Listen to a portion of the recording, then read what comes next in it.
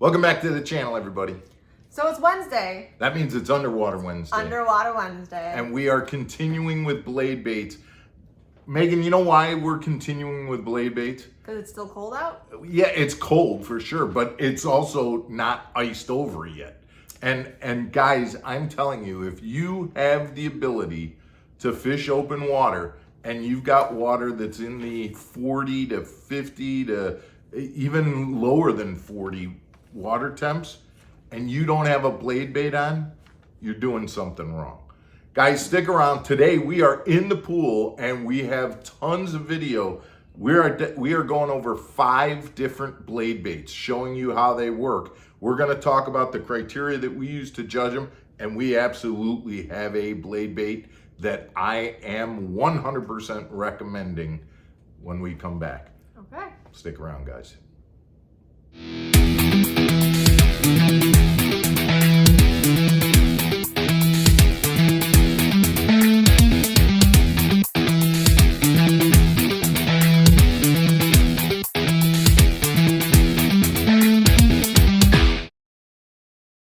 Welcome back to MFO, everybody. Underwater Wednesday, we're ready to go. I'm Mark Fisher. I'm Megan Fuller. So like I said, Megan, we ran this through a ton of paces here. Okay. I want to get to, I've got a lot of information to cover. We had 5 different blade baits that we did in the pool. Okay, and before we get there, remind you guys, I'm just going to say briefly, subscribe, like, comment. We appreciate it. Excellent. We got so much to do. We got to hustle through that. So we're going to count on you to do your part. All right. So 5 different blade baits. We need to judge these things, and I need to point this out as we're going along. The way I looked at blade baits in terms of what was important. Number 1, does it start to vibrate the minute it comes off the bottom of the pool, the bottom of the lake? Okay. That's very important. If it doesn't start to vibrate until it gets up to the top of that pole, it's not worth it. Cut it off, get a different one. Is it supposed to vibrate as soon as it hits the water too and go down when it gets going down? Well, we're going to talk about that. Okay. I'm glad you brought that up. But right now, if we're looking at criteria for judging a blade bait, in my eyes, number 1, it's on the bottom. It needs to start to vibrate the minute you pull it up. That's okay. Number 1. Number 2, on the return down from that small little hop, you remember we talked about a 6-inch hop or something like that? We want that bait to fall rather naturally as it's going down. So that's the second part that we looked at, okay? The other component that we started to look at as we were doing this in the pool was how often did these baits foul hook? Because if we're foul hooking in the pool, the reality is if you're making long casts and working these blade baits, every time you make a long cast, if it foul hooks and you're not vibrating anymore and you're just pulling up a piece of metal back and forth, you're wasting a lot of fishing time. So we've got some information about whether these baits foul hook and some tips about how you can keep that from happening as well. One other criteria, Megan, that we're going to look at is cost, because some of these things are pretty expensive. Some of them are relatively cheap. So we'll give you some information about cost as well. Okay, got it. All right, so let's get into the pool and kind of go through these baits one at a time as we're doing this, okay? Okay. The first bait that we threw in the pool was called the little Cicada. And I picked this bait out for 2 reasons. One is it reminded me of just an old-fashioned blade bait, not a lot of fancy paint job or anything. It's all metal, silver with a hologram kind of paint sticker on it, and looks very much like the old-fashioned blade baits from, the past. Okay. And it's cheap. This was the cheapest bait that we did a test on, and it was like $4.99, $5.99, something like this.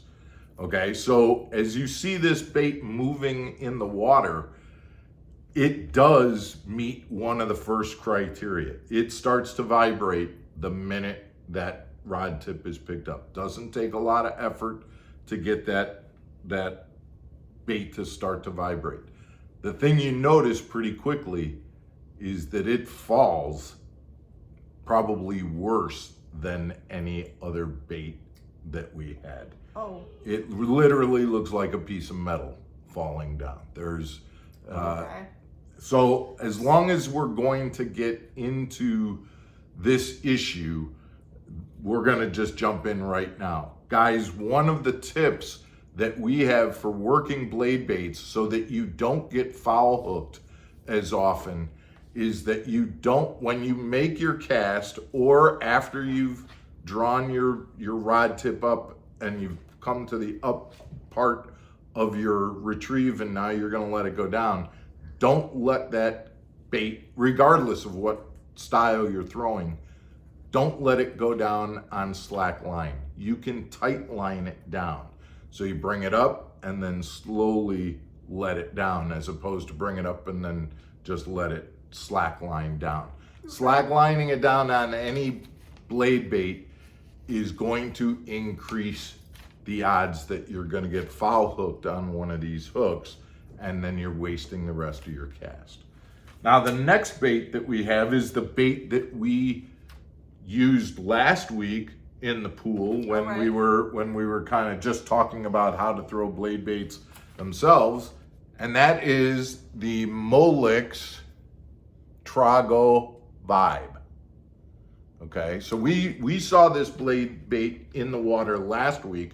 It's in there again this week, and we pretty much saw the same things this week. That nice vibration coming up off the bottom, a decent fall again as long as you tight line it. But boy, this bait, this Trogo, will foul hook pretty substantially if you kind of slack line and let that bait fall. It looks decent going down, but it foul hooks, and then your cast is over with.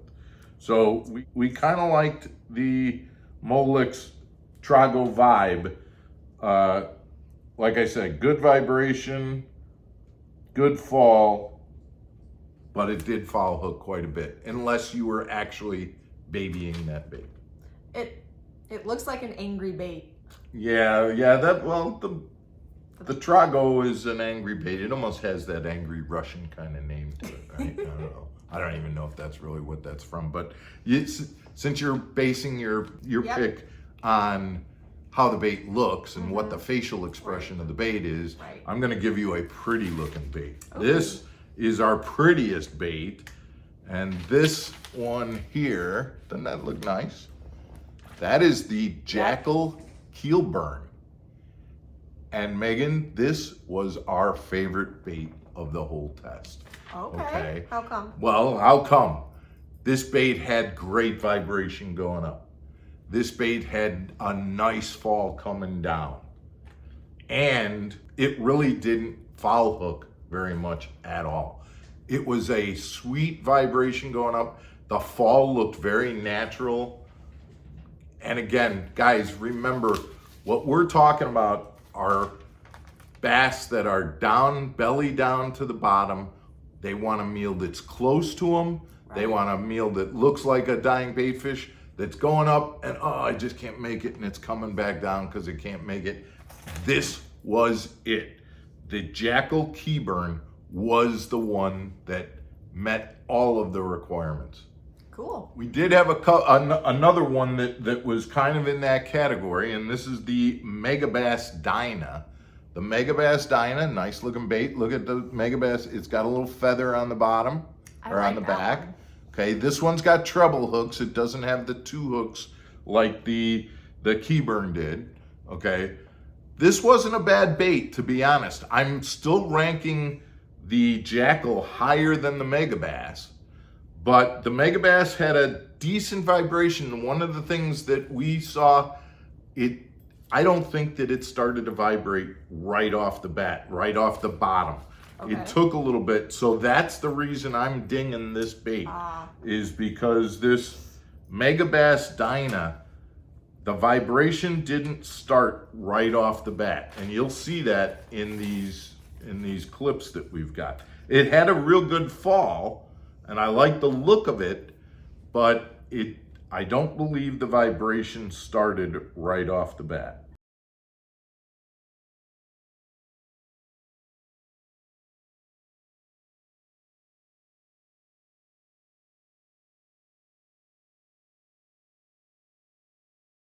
All right, finally, we've got a rather unique bait. I've been told that this bait, this is called by Acme, it's called the V-Rod. Also an angry looking bait. An angry looking bait, yep.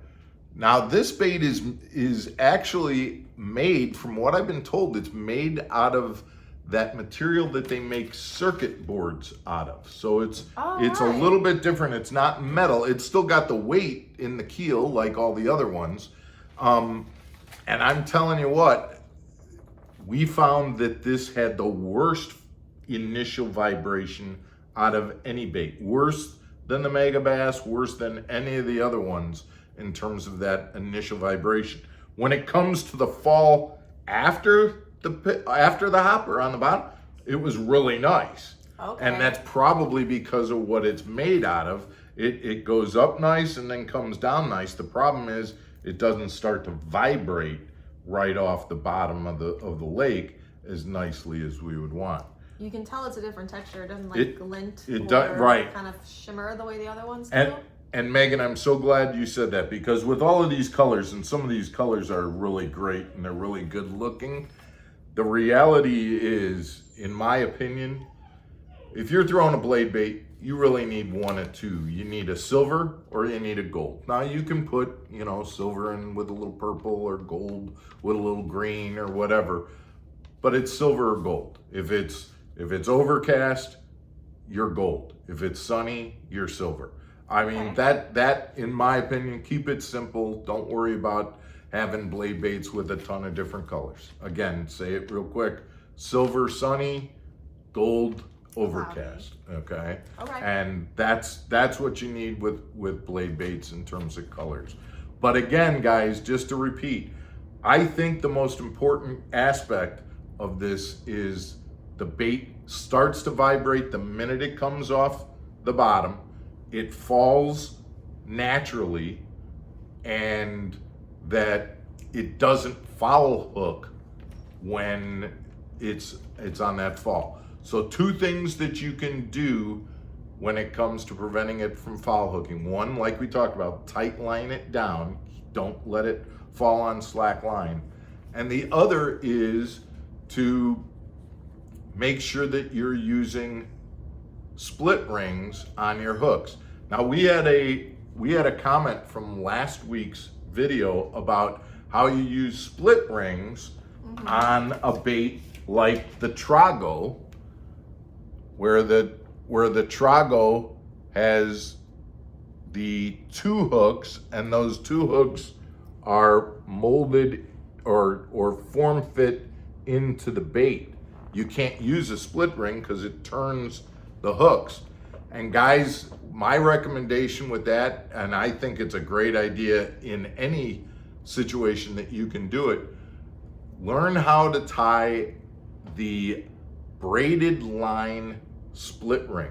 Seth Fighter's got video out on that. It's an awesome idea. It lets any treble hook or double hook like this move any way you want. It's a great idea.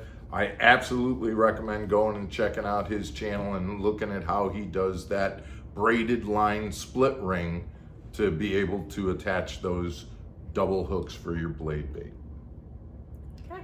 Guys, I hope you like this footage that we did. We want to send a real special thank you to Ken Winston, who came in here and helped us work these blade baits and got us to the point where we were able to get this video shot and things like that. Thanks, Ken. We appreciate that. And guys, we will be back tomorrow on Thursday with a special tip from Throwback Thursday. So an old tip that I've had in my back pocket for a lot of years now that I'm going to share with you guys tomorrow. Cool. Take care, everybody. Stay channeled.